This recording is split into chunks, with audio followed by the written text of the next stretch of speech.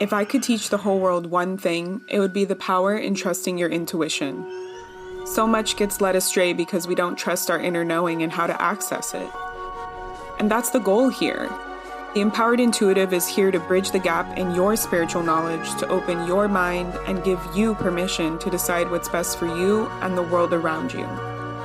And you know, I'm here to be real and silly and have fun while doing it. Hi. Wow. Welcome to the Empowered Intuitive Pod, formerly known as Witchy and Weird Pod. I now have a new name as well. So I was formerly known as Redacted, and then I changed my name to Redacted.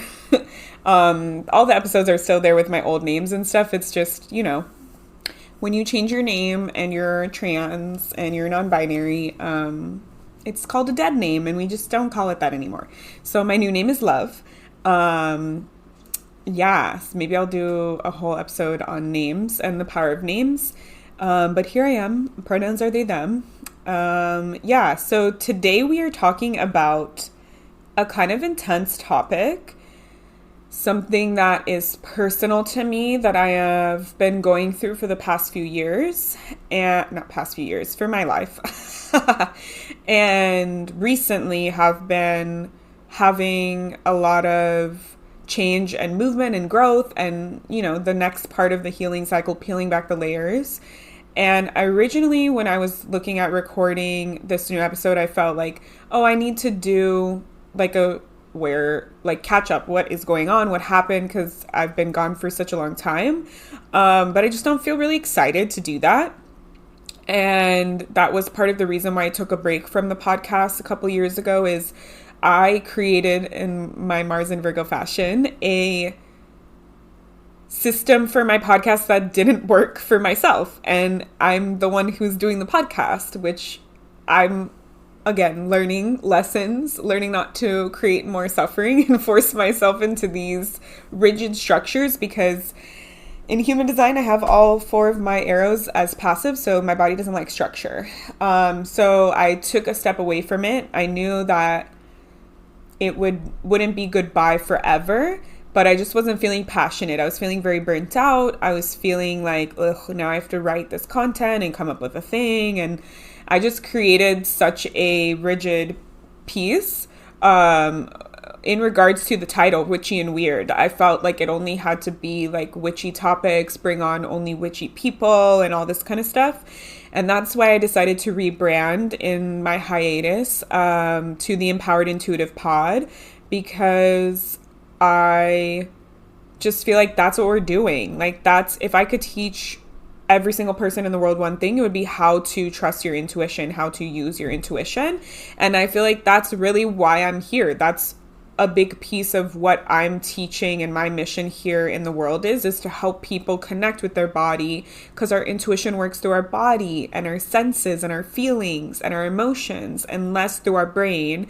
And breaking down those topics with all the expertise that I have, and knowledge that I have, and gifts that I have, etc., and other people that we'll bring on. So there will still be interviews. They won't be as rigid or as strict as I had them before. Before, it was every other episode was an interview. Now it will probably be like when the interviews align, when they happen, when they feel good. Because I do still have a list of people that I wanted to bring on the podcast before, and then I just stopped it. So I'm going to reach out to those people and bring them on when it feels correct. I still want to do weekly episodes, so I will try my hardest to do weekly episodes, because I am also doing another podcast. I started another podcast called Sourceers, with one of my business partners, Tylin. We host events together. We've had past lives together. We are trying to bring a really big piece into the world. I was trying to think of the right word to call it, a business, a brand, but more of like a revolution. Like, yeah, so we talk a lot about that. We'll talk about it over at Sourceers. But yeah, I'm working on a tarot deck for a book that Tylin is writing, and we want to turn that into an app and potentially a brick and mortar location, and like a whole thing that like millions of people can access and use and enjoy. So we found our chats were just gold. So we were like, why don't we record this? And why don't we invite other people in and start teaching and bringing in all this knowledge now before all this other stuff happens. So I'm now doing weekly episodes there. So you can listen to me twice a week. That would be an amazing, that's low-key one of my goals. Like, I just want to be a podcaster. Like, I don't have to do much else. I can make my money from podcasting. That'd be sick. I still want to do readings and all that kind of stuff, but like mostly just talking about stuff is a Gemini, Venus, and Mercury's dream. So yeah, what happened? I am going to cover that. So I already kind of went into it a little bit. I just got really burnt out. I wasn't feeling it. I took a break. I'm a manifesting generator. I'm supposed to do lots of things at once, but I had too many things on my plate, and you're supposed to follow your joy if you're a generator, a manifesting generator. So I just did that. I took over 2 years off. I rebranded. I had a friend, a mentee that became a friend, who we were going to do the podcast together. We had recorded 3-4 episodes and redid the intro, redid the like branding pieces, and her life completely changed and she wasn't able to dedicate the consistent time that a podcast needs. And so I was like, hey, like, it was all chill, but I was just nervous. I was like, hey, so I just want to continue on. If you're chill with that, like, you can come on as a guest and stuff. And she was like, yeah, no big deal. I get it. We're in different places than when we started. So that's why I've been talking since July of last year saying like, hey, we're going to have new episodes if you follow us on social media. Because we recorded the first episode like 2 or 3 times. So that was like 3 weeks. And then we recorded, I want to say like 2 or 3 other episodes. So, and it wasn't like every week type of thing. So here we are. And yeah, I feel like I'm complete on that. That's pretty much all the updates. So I'm excited to be back. I'm now feeling the call and the urge to speak up. I feel like we need to be talking about these topics way more with what's going on in the world today. I feel like there is another round of people becoming awakened. I was part of those people in the 2019, 2020, like COVID era that got awakened. And I feel like a lot of clients and people around me now are stepping into their intuitive, their spiritual path. That's really what I mean when I say awakened. Becoming aware of their intuition and psychic gifts and their larger path and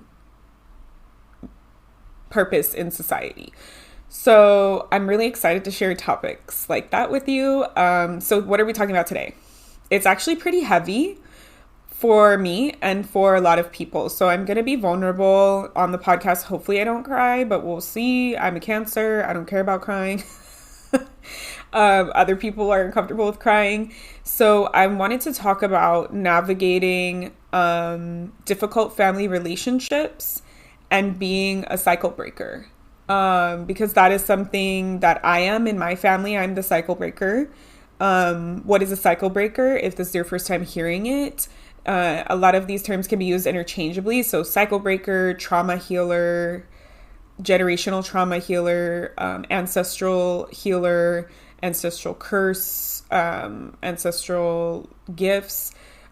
Basically, when we break a cycle, we are ending a pattern that we have been in for who knows how long. It could be throughout timelines that we go through these cycles. It could be generations from our lineage, or it could just be something that we have in this lifetime that we are meant to move through. And contrary to popular belief, when we do our own healing, especially our inner child healing, we are a generational healer, because in the non-scientific genetic way, generational traumas get passed on just through our family members, right? Like let's say great grandma had a specific belief, raised your grandma with that belief. and there maybe was some trauma because, it's like, usually it's stuff like, I'll get more specific. Usually it's stuff like kind of negative. So it's like, let's say great grandma is like depression era. So it's like scarcity mindset. They raised your grandmother with this ideology, always saying like, you need to save everything. You can't throw anything away. You have to always use coupons. You can't, like things might be gone or out of stock. Excuse me. So you have this like, you're born with it. You're born into it, mentality. You're raised with it. Then when your grandma has your mom and is living her adult life, she instills that kind of scarcity, like, oh, be careful what you have because it might be gone, like hold on to everything, like don't let it go, this fear that everything is fleeting and temporary and things could just be taken away from you, even if it's not financial scarcity. And then your mom brings that, to you when you're a kid and raises you. And then when you decide to do healing around that, you break the cycle. The other way that we can break cycles is sometimes it's not as obvious. Sometimes it's from ancestors from generations very, very far in the past that we're not consciously aware of. Sometimes it skips a few people. And then you can tell if it's that kind of cycle, if you've just always felt this way. You were just kind of born with it. You can't remember an incident that sparked that trauma or that cycle. And then we can have stuff that we just carry from different lifetimes, which is similar. We've always felt like that, and then eventually, usually, if it's like a thing for you to heal and a pattern that your soul is stuck in, your life's experiences mirror that pattern because you're meant to heal it in this lifetime. So it brings it more consciously aware to you. So you can have a bit of both in that way. We can heal ourselves and especially our inner child traumas, and it creates healing in our family lineage. And the cool thing about this is like when you choose to heal, it heals your entire lineage. So your non-living, your passed over ancestors, as well as your currently living family and any future family that you might have. So if you heal something in your family line, your sister benefits, your brother benefits, your mother benefits. Whoever is part of that cycle will have a shift. And I have an example in my own personal life of that.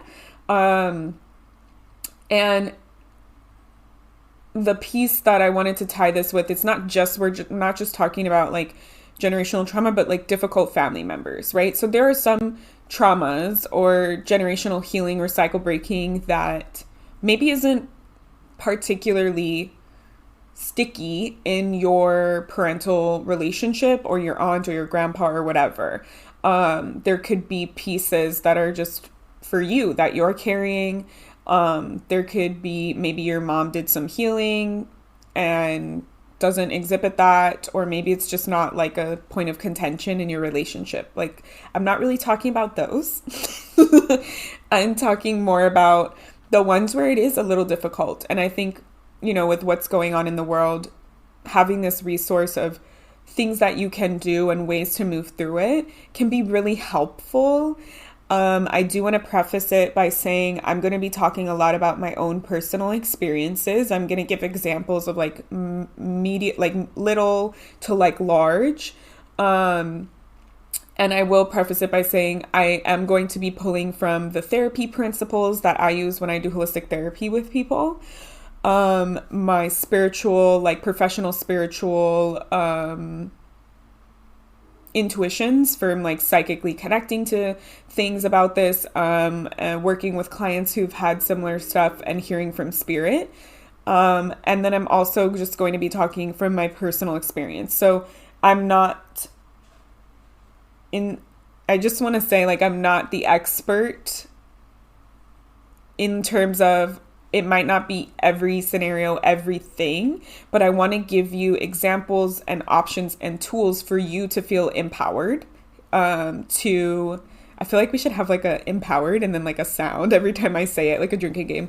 So you can feel empowered to choose what feels best for you. Because the thing is, with these types of difficult family relationships that are tied with breaking cycles, it can be very difficult, very hard to pull yourself out of it, to acknowledge it, to move through it, to break the cycle. It can be very emotionally heavy on multiple levels. And there can be a lot of gray area where it's really your choice. It's very situational. Some people are faced with the same exact scenarios and they are like, that's deal breaker for me. Bye, cutting you out of my life. And some people are like, you know what? I understand this is how they are and this is my boundary. This is how I deal with them, right? So each person is different. So I don't want you to think that you have to do whatever I'm saying. I don't want you to think that you have to copy whatever my personal experience is, because I want to give you permission and a reminder that you are you and only you know what is best for you. And that can change. You might find 5 years into cutting your family member out, you suddenly feel ready to have them back in your life. That is also okay.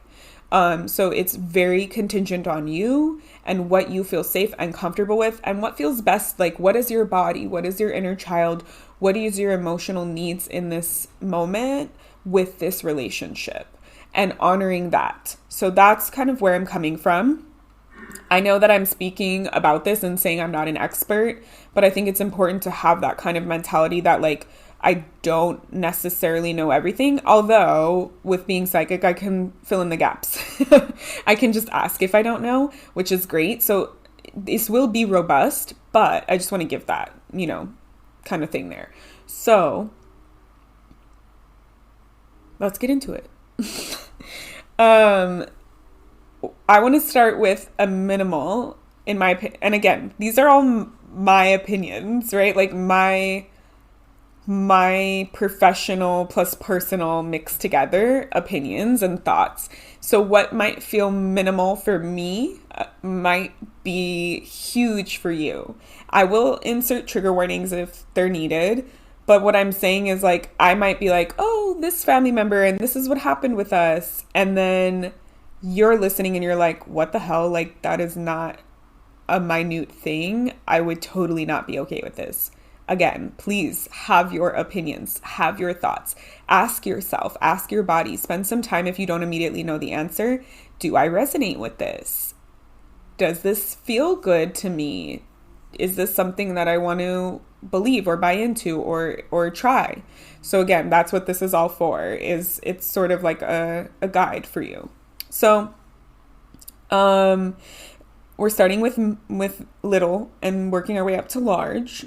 So the first example I want to give is, I'm just realizing, like, I was going to use family members' names, but I'm just going to use their relations. So we're not so, some of them will be obvious. I have an aunt who is notorious for being very self-centered and not being aware of it and not wanting to heal or move through those pieces. And so so this is what it's like interacting with her.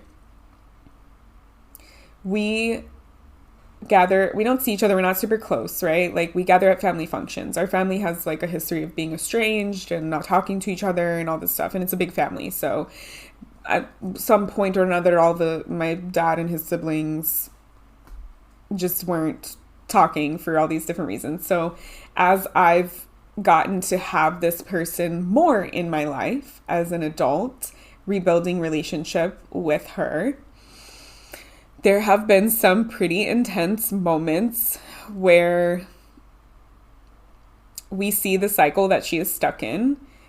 And yeah, so I want to just give this example of, like, how I have this boundary with this cycle, and with this person. So I'll give a few examples.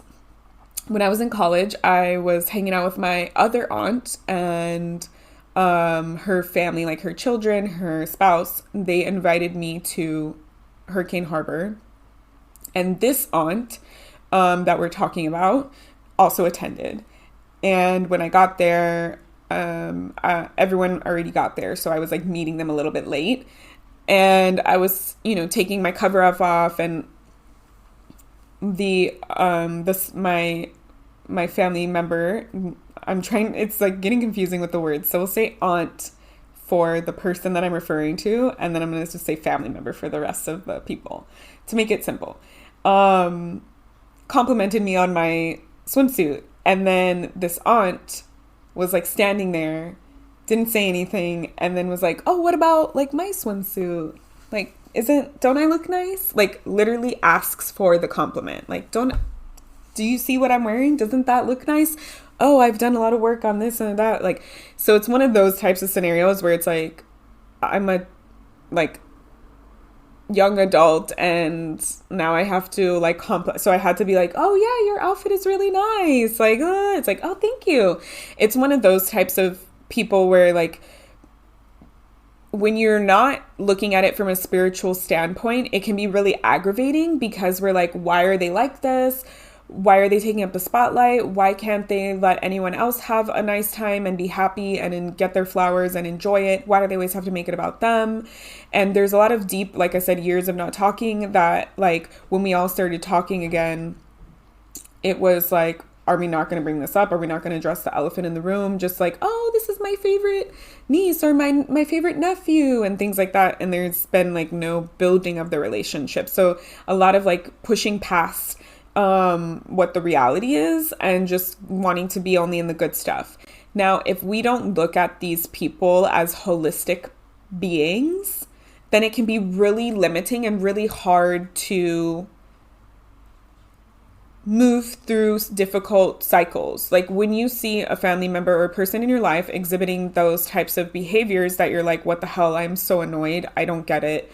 They're impossible. They're not seeing.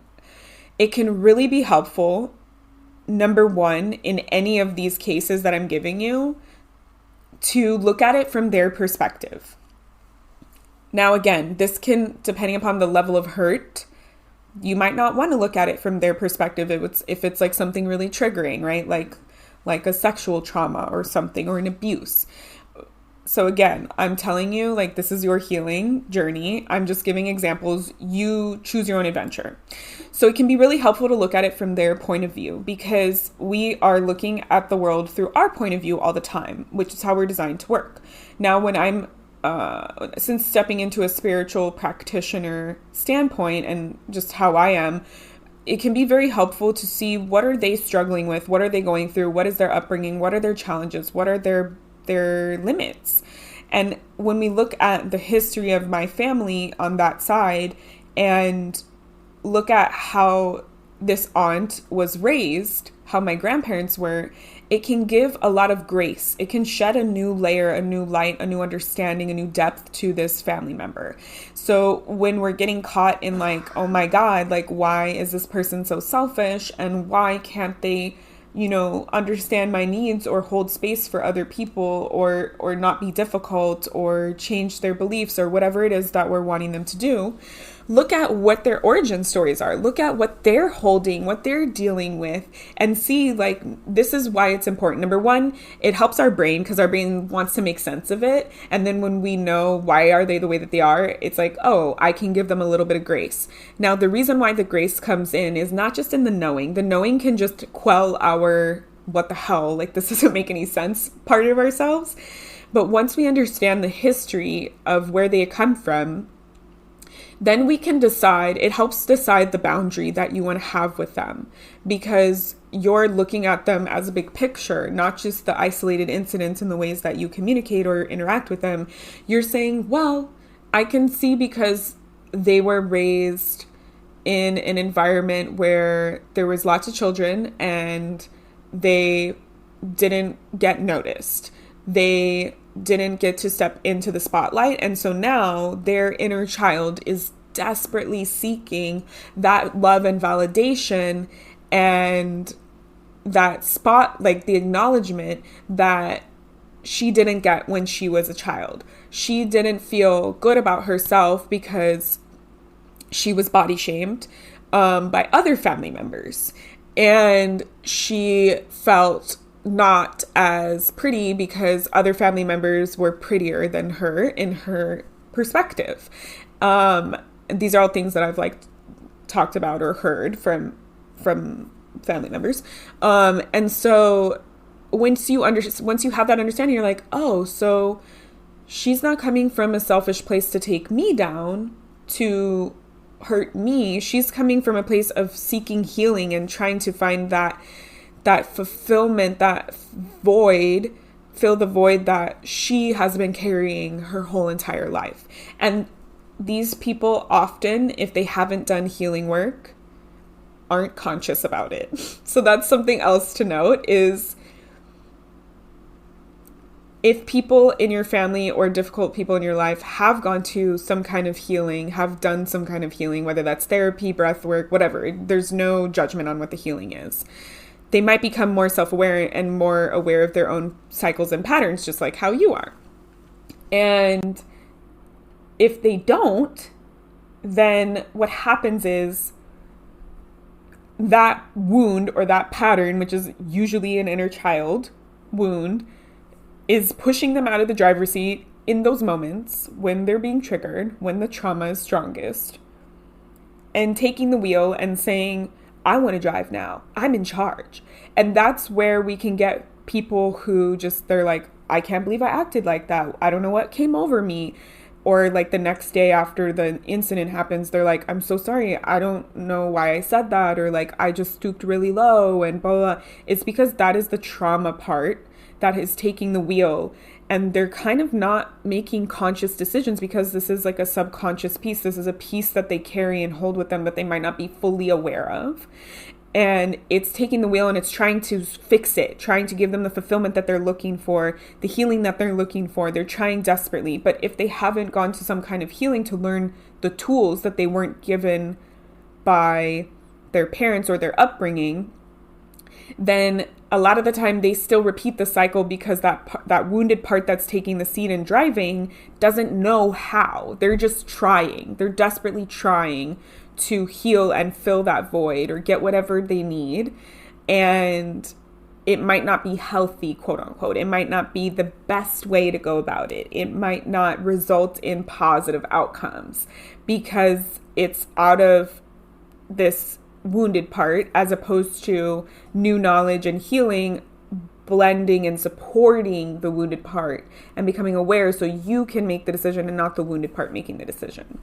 So with looking at this family member, I was able to be like, oh, okay, so they never got this. They're probably not aware of this. And what they're, in my opinion, what they're doing is not that harmful. If they need a compliment every time I see them to make them feel loved and to make them feel happy, to me, right? Like I said, this is where you make your own decision. That's a simple enough request that I can do. Now, they didn't actually request that. That's me intuiting and understanding and knowing what people need. So again, you might be like, I don't want to coddle or hold space for someone. Totally your choice. But for me, it's like, I don't mind. I don't mind every time I see this person being like, wow, your hair looks amazing. Like, your outfit is really good. Like, I like your makeup. Like, to me, I want to tell people more that they're amazing and beautiful in their own ways. So I want to spread more love. So that's cool for me. I don't mind doing that. Now, where this really helped me was not feeling like, what the heck about this person, and it frees me from harboring some kind of belief or resentment or hurt that it's about me personally. So I'm in seeing it from their perspective, I'm taking myself out of the equation, looking at it from like this omniscient, trying to be neutral, right? Stepping into our divine neutral. Okay, now what do I want to do with this? For me, it was like, I don't care. Like, if this person wants to take up the spotlight, honestly, I know I'm like the star of this podcast. I'm obviously using words for embellishment, but I have an 8th house moon. Like, my challenge in this life is like, I don't want to be in the spotlight. I'd rather just do the Homer Simpson meme and sink into the bushes. But I have Jupiter in my 1st house. That's like, be big, step into the spotlight. And that's why I'm here. So for me, it's like, I don't care. Like, I don't care if I'm not the center of attention. I don't care if I have to give someone else a little bit more attention to make them happy. I'm chill with that. Now, there was another incident that happened much later, more recently. I think it was like last year or the year before, where our family was visiting family in Vegas, because my dad's side of the family is here in Los Angeles and in Vegas, through the great migration of my grandmother. And we drive out there to visit the family members in Vegas. So we all drove out there, and we offered to drive this aunt. My partner and I is we, and she had planned a event, like a personal event. She was attending an event, and when we were driving on our way home, she didn't tell us ahead of time, hey, we're going to have to leave earlier than you originally told me because I have this event. Like, is that okay with you to like do that? And she woke up on that day when we were all supposed to leave. And, you know, when you drive from California, Los Angeles to Vegas, it's like you kind of just choose when you want to go home based off your schedule. There's no rush. So we're like, yeah, we'll drive home around this time or that time. And she got up like super early, was ready, sitting down at the table, packed everything, wasn't talking to anyone, was being really weird. And we were like, we had pre-discussed we're going to go home on this time or day. And she kept saying like, oh, are we going to leave? Are we going to leave? Can we leave a little earlier? And I'm like, what is going on with this? Like, why do you keep pushing this issue? And she had said like there was an event that she was trying to make, but my partner and I forgot what the reason was, but like for some reason we didn't want to leave that early. And in the car ride, she was like asking if we could go faster and like if we could drop her off because like someone was going to pick her up so that she can make it there on time. Like all she cared about was attending her event and making her event. And there was something going on. I can't remember what it was, but there was something going on because my partner got kind of offended that she wasn't thinking about our needs and the fact that we were doing her a favor by driving her, and she didn't bring it up ahead of time to let us know and just sprung it on us and made it like our fault and became like very antsy and like just created a shitty vibe. And afterwards my partner was just like, what the hell just happened? Like, I can't believe that this person, like, she didn't even say goodbye. She just like put on her like outfit, and right when we got back and was like, okay, like the person is here to pick me up right away, goodbye, like didn't say like thanks for driving me, thanks for, you know, nothing like that. So which another lesson, you shouldn't do favors unless you want to do them out of the goodness of your heart, which is why I wasn't as bothered, because I was like, I don't need this person to say thank you to me. Like, I decided I was going to do it. It's fine.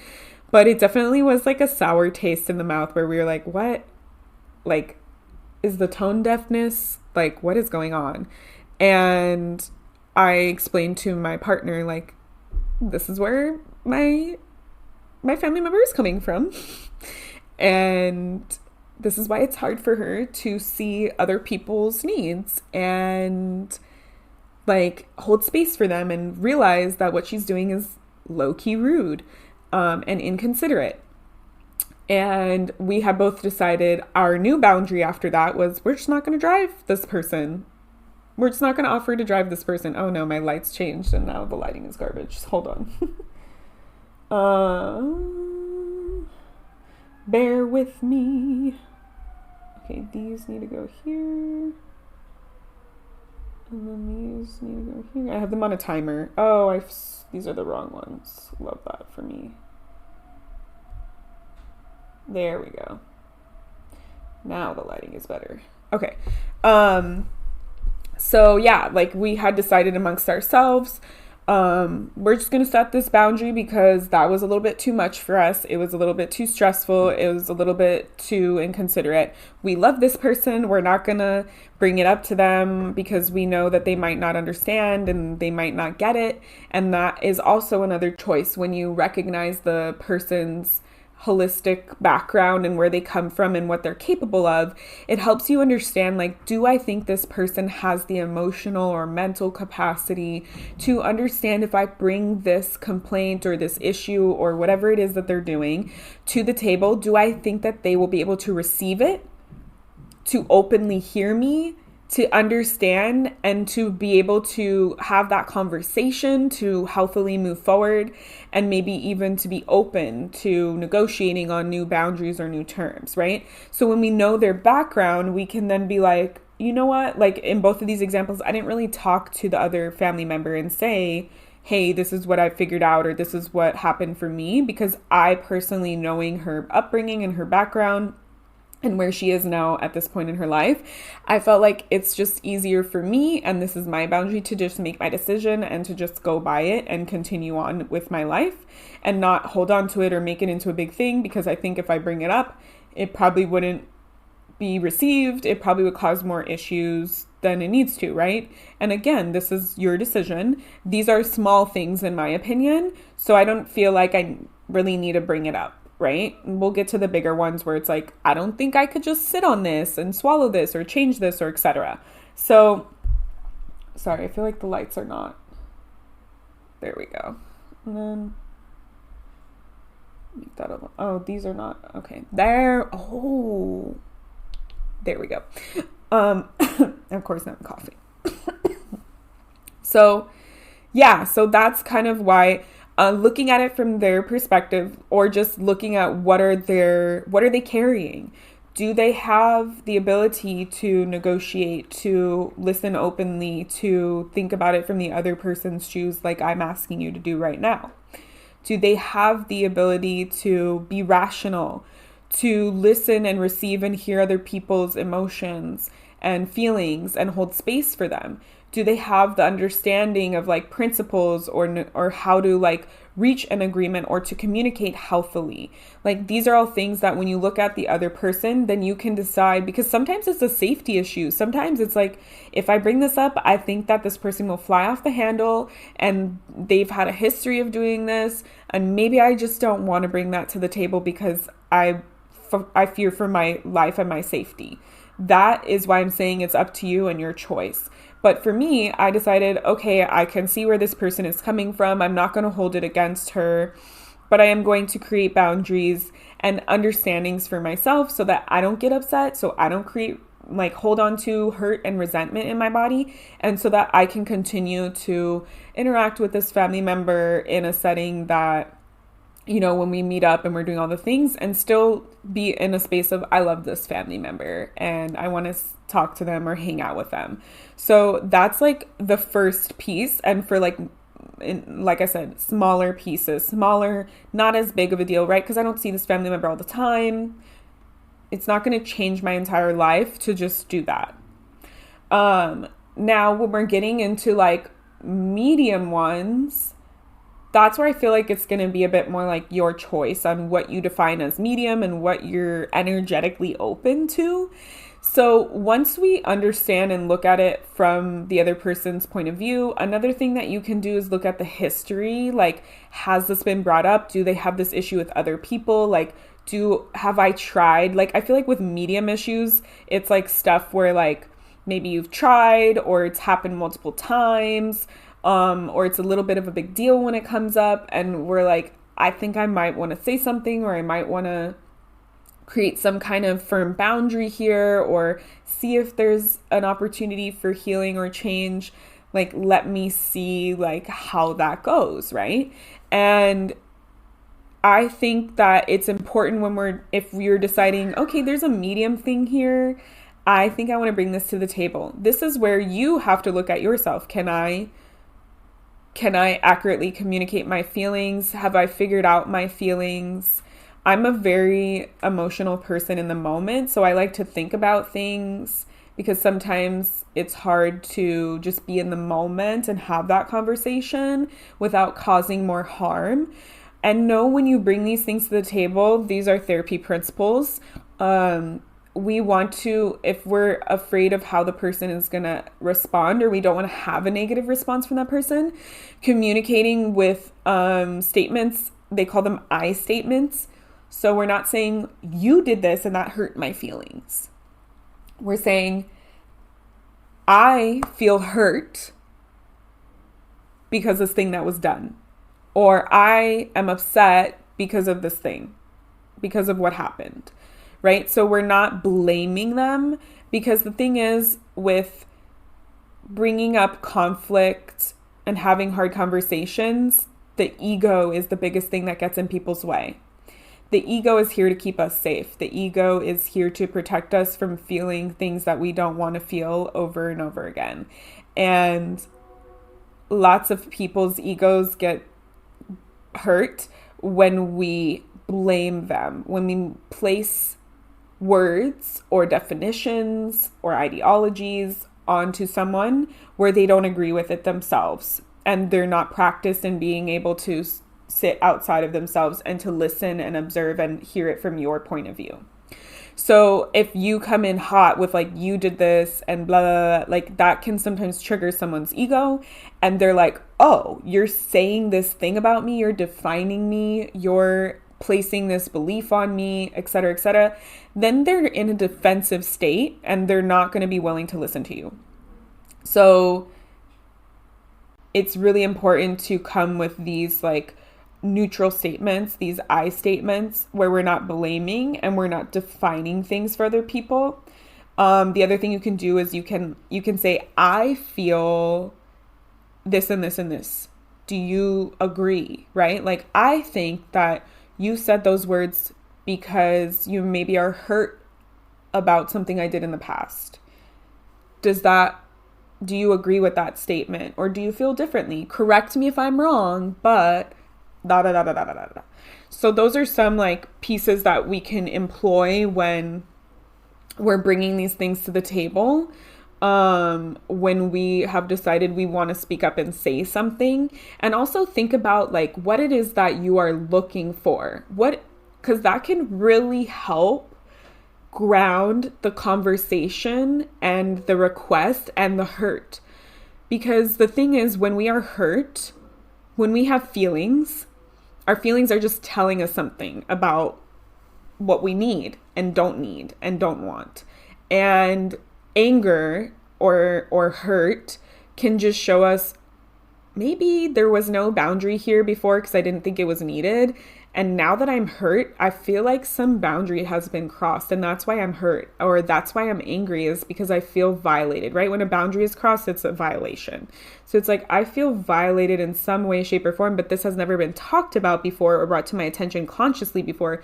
But now that I'm feeling this feeling, it is telling me that this is what's important and this is what's needed for me. And so that's what I need. So it's like thinking about like, what are your needs? What are you requiring from the situation? Because I think a lot of people just get caught up in needing an apology. But most of the time when people are needing or wanting an apology, what we're really wanting is for the person to show us that they understand what we've gone through and acknowledge, to see it from our perspective, right? That's really what we want, is like, do you not see how you hurt me? Do you not see how this behavior is causing an issue? I really want you to understand it from my point of view. And in an apology, if given properly, you basically acknowledge that. You say, I'm sorry for the way that I acted. It was uncalled for, yada, yada. So now you're telling the person, I understand that you are hurt and you think what I did was unfair or mean, and I am sorry for that, right? So think about like, what is the goal that you need? Because I think sometimes we can go into these conversations with family members, and if we don't have a goal, we can get just lost in all the things where we're like, oh, and another thing, this thing, while we're at it, it's bringing up this piece. Or like, you're like, I'm upset by this. And then they start talking, and then you get like kind of caught up in your words, and you're like, why are we talking about this? Like, why did I even come here in the first place? I ended up just arguing and yelling at them, and now I feel like even worse than before, and no progress has been made. So really making sure that we have a grounded approach to what is the goal here? Before you even talk to them, before you even bring it to the table, what do I need? Because sometimes, like I said, if it's not safe to be around this family member or to communicate with this family member, or we just feel like it's not worth it energetically for our time and our energy, like we're just going to be speaking to a brick wall and they're not going to get it, it's still important for us to know what we need to move forward, to let go. Because when we're navigating difficult family relationships and breaking cycles, sometimes we don't have the privilege to heal and to break the cycle with that family member that caused it. This could be like a family member from like generations past that we don't even know their name, and we're just carrying out this cycle and we don't even know that it's attached to them.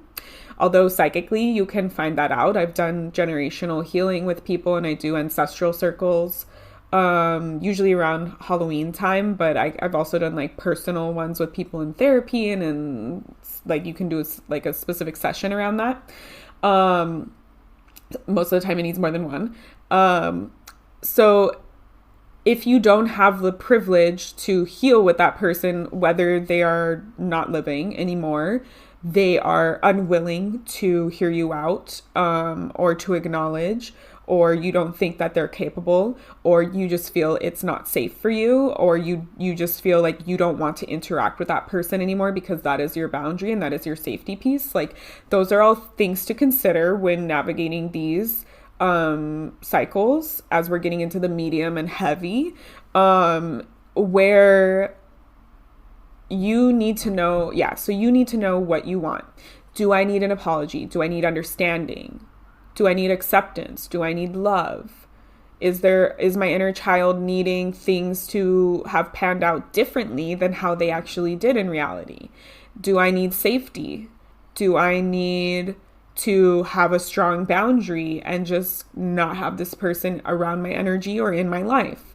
Do I need to have only surface level interactions with them and not let them into my life anymore? So these are all outcomes that it's really important to know, what do I need from this? What is this cycle showing me? And what is the healing that is needed to break this cycle and to move through this cycle?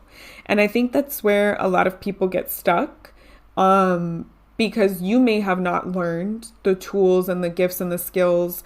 You may not know that it is inappropriate, the cycle that you're in. So an example for this in my own life, when I was in college, I started going to therapy because free therapy. I highly recommend to every single college student out there that gets free therapy. Take advantage of it. It is highly impactful, especially when you're a young adult. So I had my upbringing, I was kind of estranged from my father, and my mother was my main parent throughout my childhood. She was like mom and dad. I had a quote unquote stepdad, but he wasn't actually like a father figure. So it was mostly my mother. And in order to, and this is stuff that I learned through therapy, but I'm providing context for you.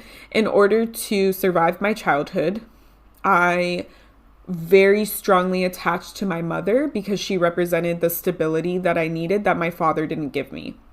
And I really aligned my beliefs and who I was around my mother being the strong, stable, healthy parent.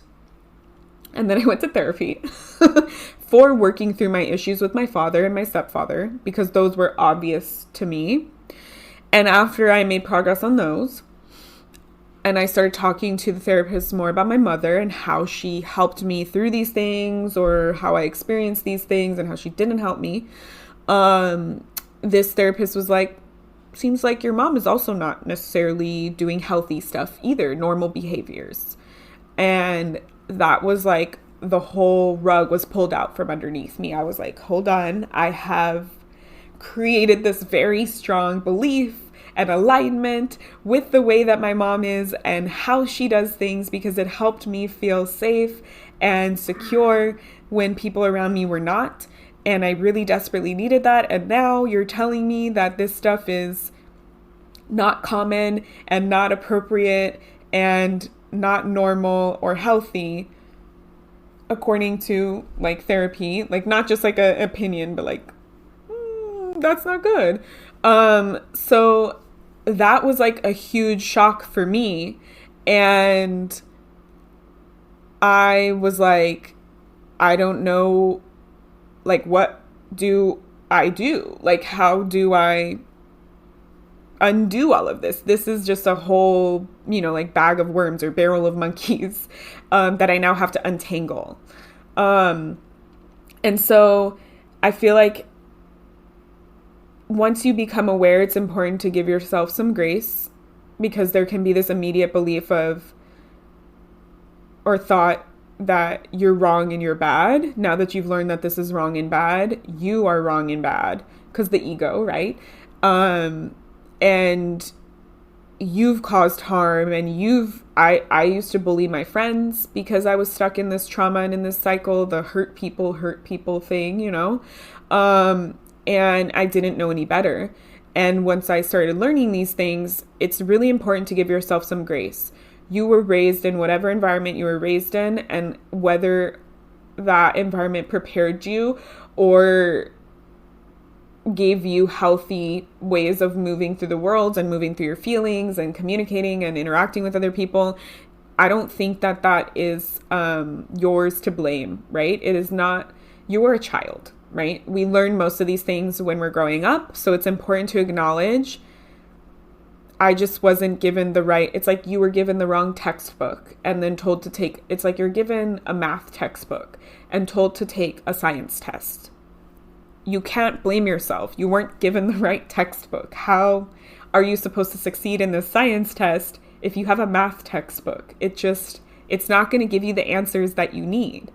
And so it's important to give yourself some grace and be like, look, I didn't know, but I am obviously making effort because I'm going to therapy, or I'm going to a sound bath, or I'm going to a breath work, or I'm doing like yoga. There's lots of things that can move trauma out of our body. I'm doing dancing, I'm reading books, I'm doing classes, I'm journaling, I'm listening to this podcast, right? So many things that can help us.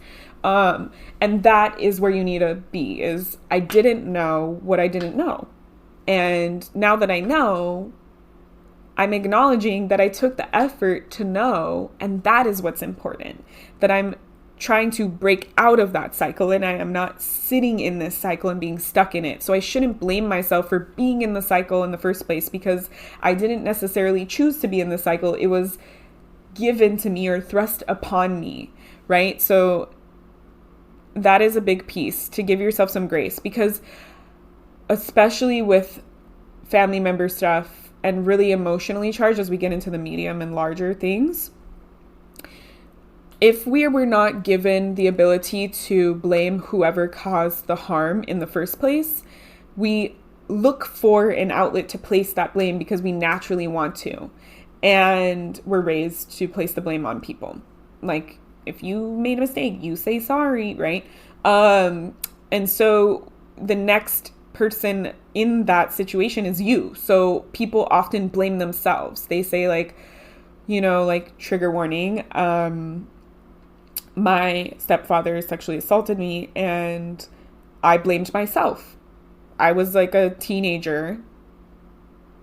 young teenager, and I didn't like it. I felt icky about it after it happened, and everything in my body just felt wrong. And I was like, I can't make that mistake again. I can't put myself in that position again. I just don't want to feel that. This just felt completely wrong to me, and I'm just going to not let that happen. And so I swallowed and ate that, and I held it in, and I didn't tell anyone about it. And I wasn't able to say, this person did this thing to me. They are the person in the wrong. I was the victim in this scenario. I wasn't responsible. I'm a child, right? And you don't think about it that way when you are living through this scenario. You don't think like, I am a child. That's something I had to learn in therapy, is like, how could you have known any better? You were the child. You were the one that was supposed to be protected or taken care of. It's not your responsibility, even if you've been doing it. Even if you were the responsible one, because I had to grow up early and was thrust into an adult situation. So I would see myself when I was a kid as a child, or I would see myself when I was a kid as an adult. And so I placed that blame on myself, like I should have known better. And it's because of this betrayal just happened. So we know we can't trust that person anymore. And the only person we can trust and we feel like we can trust or depend on is ourselves. So we blame ourselves.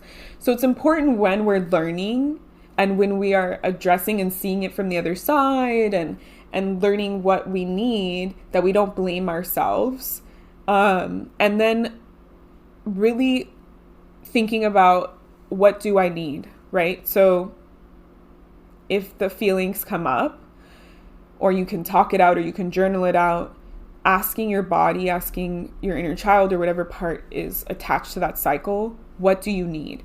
Because I've done generational trauma healing for myself and for other people, where it's been something from like my great grandfather. So I don't know what was the inciting incident. I don't know what this wound needs. You can ask it. In these sessions that I do with people, we bring up that family member, even if we don't know who it is, and we ask, what do you need? And when I did the healing for myself, I just kept seeing this little Jewish boy crying, and I just asked, what do you need? And he wanted to feel like he belonged. And that was a wound that I carried and other people in my family carried. So we can ask the wound what it needs. We can ask our body. That's the big piece. We can ask our body, because our body is the one that's keeping all of this, keeps the score, keeping the history and the tabs, whether we're conscious of it or not. And ask your body what you need. Or looking at the emotions. What are my emotions telling me? If I'm sad, I'm hurt, I want to heal, like I want to have some kind of resolution in a way that makes me feel like I can release this hurt. Or if I'm angry, a boundary maybe was crossed and I need to create a boundary and I need to communicate that boundary. Or maybe I'm feeling misunderstood and I just want this person to understand me, right? So think about what your goal is and what you need. And again, your needs can change, right? Some people are like, I need to punch that person in the face and never talk to them again.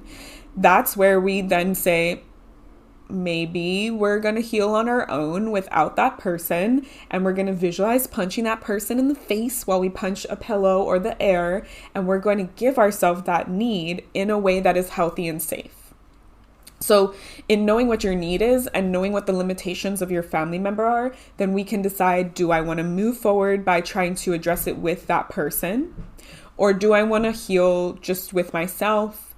And when I say with yourself, I just mean without that person or party present, but with yourself, or with yourself plus a therapist or a psychic person, like someone like me who does healing in some kind of way, your spirit guides, whoever you feel that you want to work with, maybe your friend, maybe another family member that understands, right? Like we can heal. The beautiful thing about healing that lots of people struggle with is it doesn't need to be healed with the same person that causes the harm. But harm happens in relationship, and so does healing. So we can address and heal that relationship and that peace with ourselves and with safe persons or professional persons, or we can try and address it with that family member. So there was clearly with like my stuff with my stepdad, I didn't feel safe to tell him, to address it, to heal with him. I didn't think that he would understand or anything like that. And I did the healing with the therapist in college, and I addressed all of that stuff with her, and I was able to give my inner child that healing that they needed. So I think that it's important to really drive this point home that like you will always have access to healing. Healing is always available. There's no statute of limitations. There's, 5 years have passed, so no. You can heal at any age. All you need to heal is that you just want it. And that's it. You just have to be open to the healing. We can heal by literally praying, by asking spirit to fix some stuff, to move some stuff, and they will put us in situations that will lead to the healing, introduce us to the people that will lead to the healing, give us the downloads that will lead to the healing. They will do work on your behalf on the other side, right? So there's so many different ways that we can heal, and we are not limited to just doing it one way. And we don't have to do it on our own. Many people struggle to heal on their own because if you've been brought up in like a traumatic childhood, you probably didn't get the skills to learn how to like support yourself. So it's okay to say, I don't know and I need help. And so once you know those pieces, what is safe, what is my boundary, what am I needing, then you can move accordingly, and then you can begin to unravel that cycle or that wound. So I gave an example of like, I didn't want to heal with that person, and so I did it on my own. And that is, I was able to sit with my body and ask what feels best for me. And that was the boundary. I'm not going to involve this person. I'm not going to bring it up to them. I'm not going to waste my time letting them know what happened and how I felt and how it affected me. I am going to, because the nature of it was sexual trauma, take my power back, because that's what happens in those scenarios, is the power balance and dynamic gets ruined. And I took my power back through acknowledging, through saying it in spaces like this, through saying it with my partner. I had never told anyone out loud about it, through acknowledging it and working through it in therapy, right? So that is one way to go about it. And if that medium or large piece feels in that vein, then you can do that, right? Like, the thing is, it's yours to carry. It's yours that your body is already carrying. So you get to decide how you want to do it. Some other medium pieces that I feel come out often are, like, especially in today's climate, centered around like beliefs, right? Religion, politics,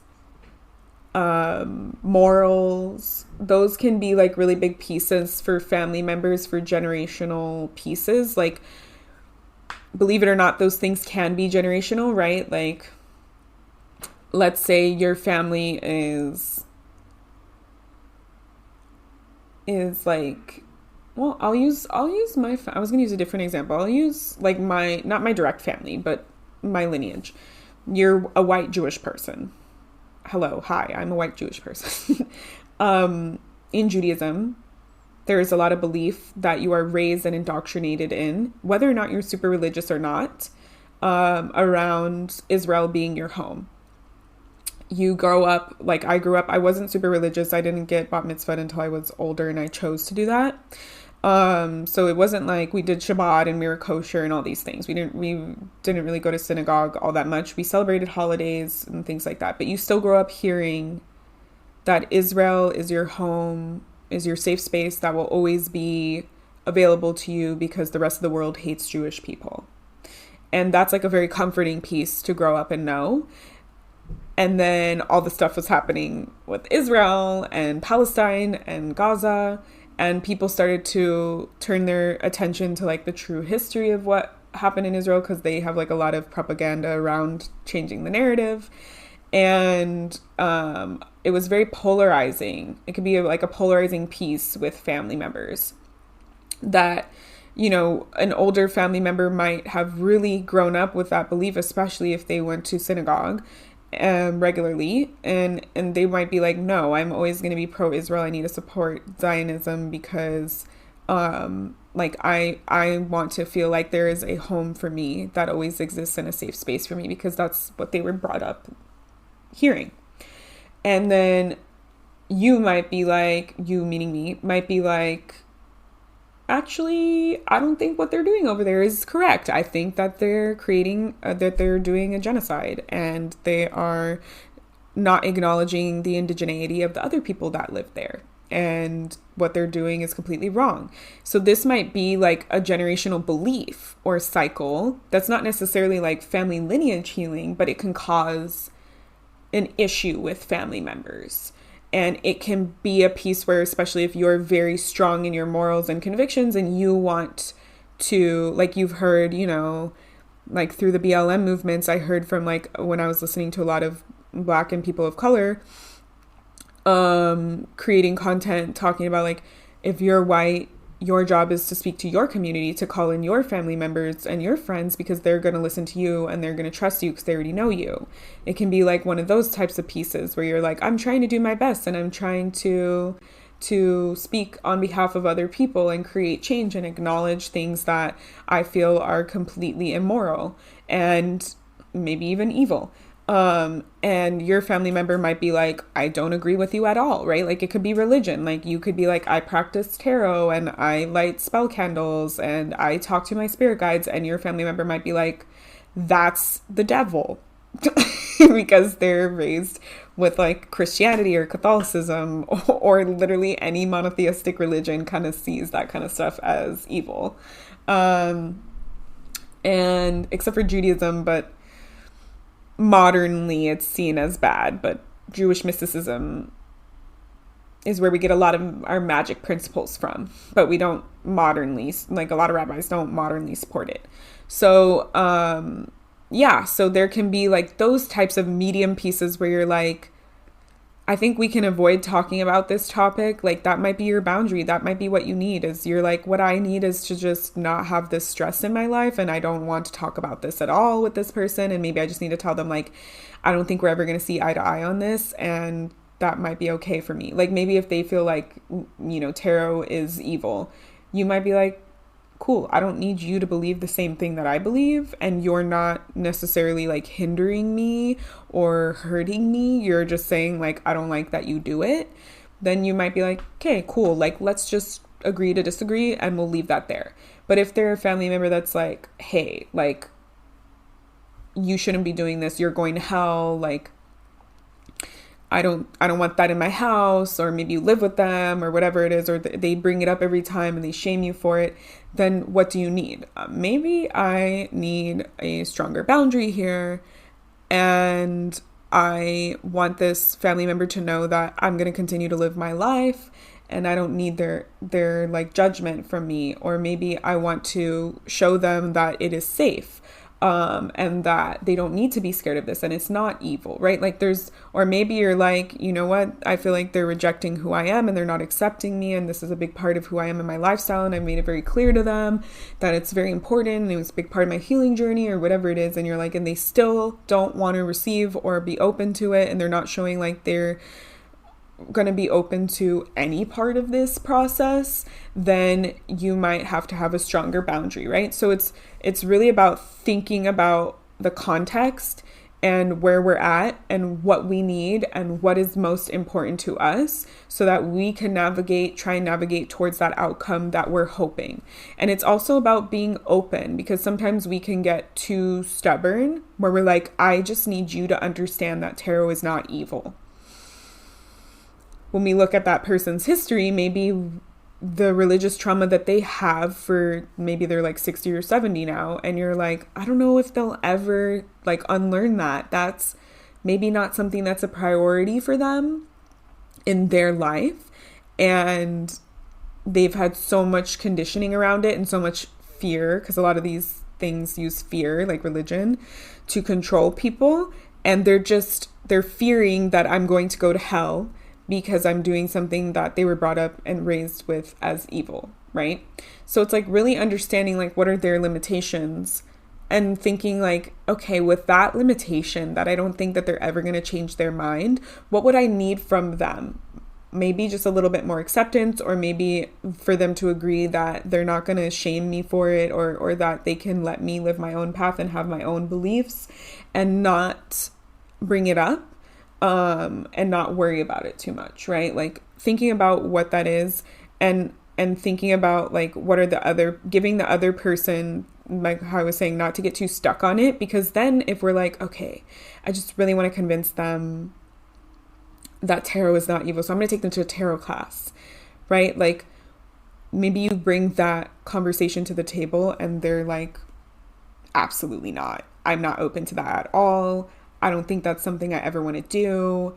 That stuff is evil. I don't even want to go near it, right? And you get locked in and you're like, this is the only way that I can break this cycle, is if I like take them to a tarot class. This is the only way. Like sometimes in our brain, we're just like, this is the way, right? So in that, now you've created another boundary where you're like, no, I won't be talking to you until you agree to go to this tarot class with me. And like, and this is not from my personal experience, so I'm making it up. It's stuff I've heard from clients. And like, I'm mad at you and I don't reach out to me until you're open and ready to go to this tarot class. Because what we're doing when we're getting locked in like that is we're saying there's only one way for healing. And like I said, there's so many different ways to find healing. And with the ego being triggered and we're forcing them to change, belief is the hardest thing to change in people. We need to be a little more graceful and say, okay, if they're really not open to taking a tarot class, what else could be done? So then we create new space for negotiation. What do you need? What do you want? What's going on for you? Because if we can understand, if the person is able to communicate their side, then we can understand a little bit more and come to the middle and have healing and have resolution. Because probably that mother might be like, well, look, I just care so much about you and I don't want you to go to hell. I don't want my child to be separated from me and I never get to see them again, based on their beliefs, right? And you might be like, I understand that and I love you and I don't want to be separated from you either and I don't want to go to hell either, but I truly, strongly feel like that is not what's going to happen for me for doing tarot. Like, then you're breaking down the barrier, you're breaking down the tension of like my side, no, my belief, and you're coming to understand each other. Because once we have understanding, it can be so much easier to like move through these pieces and be like, look, my mom is just being so stubborn about this and so weird about this and annoying about this because she loves me. She's coming from a place of love. Wow, okay, maybe it's not that crazy, right? And then you can communicate. What do you need? Like, would you be open to watching a YouTube video of someone doing tarot and looking at our, horoscopes or whatever? What if I tell you about a story where the tarot helped me and it connected me to my angels more? There's different nuances that can happen when we're having understanding and when we're willing to bring what we need to the table and create space for them if they're like not as willing to get on board with what we're doing. Hi. So I actually went on for 2 whole hours, more than 2 hours talking about this. So I decided to split this into 2 separate episodes.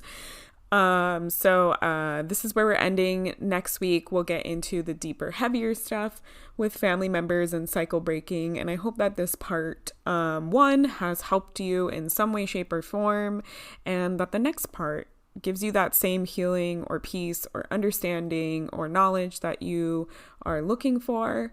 And yeah, I will see you all next week. Bye.